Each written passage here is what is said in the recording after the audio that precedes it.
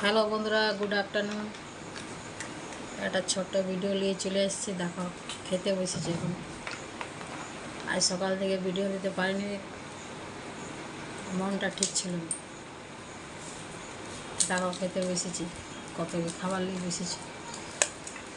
পালং শাক, আলু বেগুনের তরকারি, পটল ভাজা। দেখো, তার সঙ্গে ডিম নিয়েছি। ডিম দেখো, ডিম খাচ্ছি।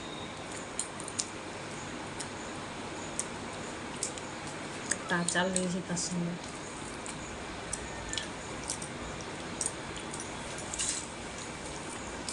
সবাই কেমন আছো? আশা করি সবাই ভালো আছো। তোমরাও খাবে তো চলে আসো। ডিম তরকারি, ভাত। বাই।